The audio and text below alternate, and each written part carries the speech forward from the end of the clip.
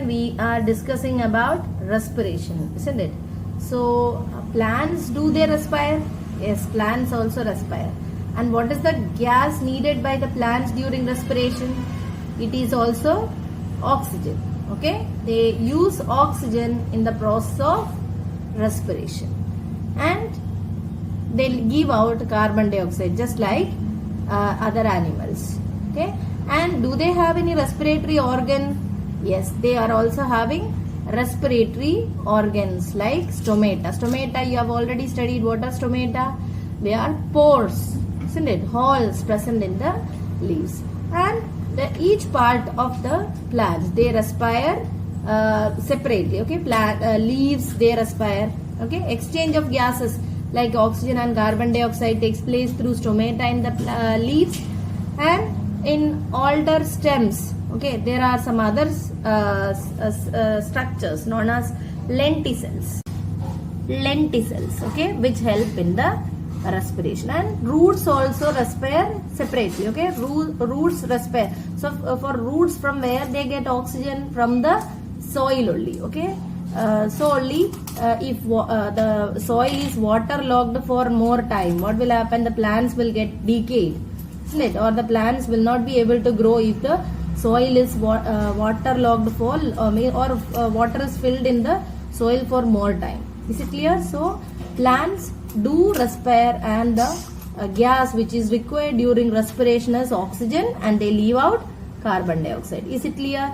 Then during night there won't be photosynthesis. Why there is no photosynthesis?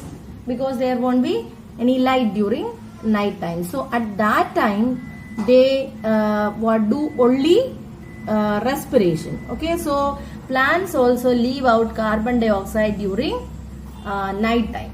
Is it clear? So during night time, plants leaves out only carbon dioxide, and that is the reason we are not advised to keep any plants in the bedroom, isn't it? That during the respiration, the plants leave out carbon dioxide, and this carbon dioxide only will be the gas which is released during the night time. Okay, and during daytime they do both photosynthesis and carbon dioxide. Okay, so during daytime what happen? They do photosynthesis and they release oxygen, and this oxygen they use for respiration. Okay, so the net and the rate of photosynthesis is much more than what the rate of respiration. Why? The plants are stationary, isn't it? They don't have to move here and there, so their energy requirement is less, and because of that the respiration rate is less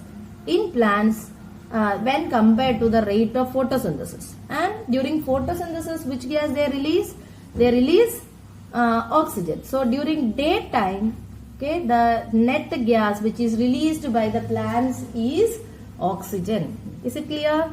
Okay, so this is what about respiration in plants. Okay, each part of the plants respire individually or separately. Okay, stomatas are the organs which help in the exchange of gases in tender stems and leaves, and lenticels which help the respiration process in alder stems. Okay, roots also respire separately. Okay, then respiration in aquatic organisms. So what type of gases they take during respiration? They also take what? Oxygen only. So from where they get? Terrestrial organisms, they get the gases from where? From the atmosphere itself. But the aquatic organisms, they get the oxygen from the water. Okay, the oxygen which is dissolved in the water is used by the aquatic organisms for their respiration. Okay, so the amount of oxygen available to the aquatic organisms is less.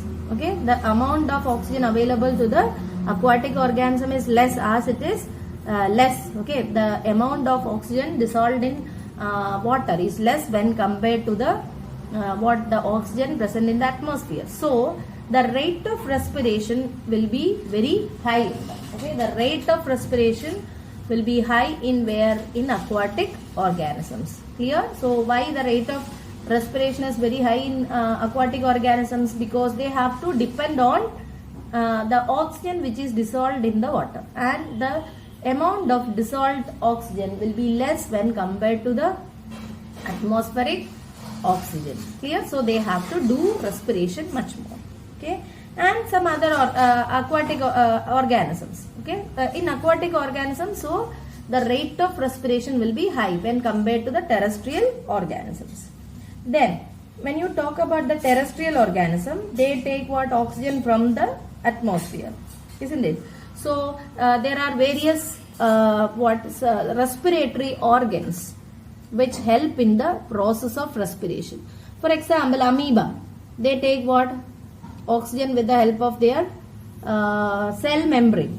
Okay, and likewise, if you see different organisms, they are having different respiratory organs for their respiration, and this is present, or this is present inside the body. They are placed deeply inside the body because they have to be protected from other harms. Okay, and then other important general feature of respiratory organs are, okay, they are delicate, they are having what? Large surface area. Large surface area for the exchange of gases too takes place easily. Then they will be very thin, and they will be highly vascularized. Vascularized means they will have what? Rich supply of blood vessels. So exchange of gases takes place towards what? To the blood. Understood?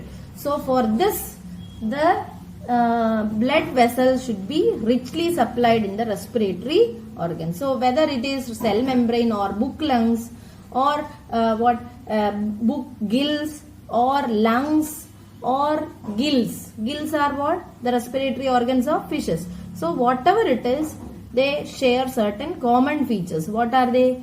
They'll be large in surface area. The area of them will be much more. They'll be thin. Okay, they'll be richly supplied with blood vessels. Okay, so that is exchange of gases can take place. Clear? And this respiratory surfaces will be connected to the external air through some additional passages. Is it clear? So this is what how respiratory surfaces, they are similar in all the organisms. Is it clear?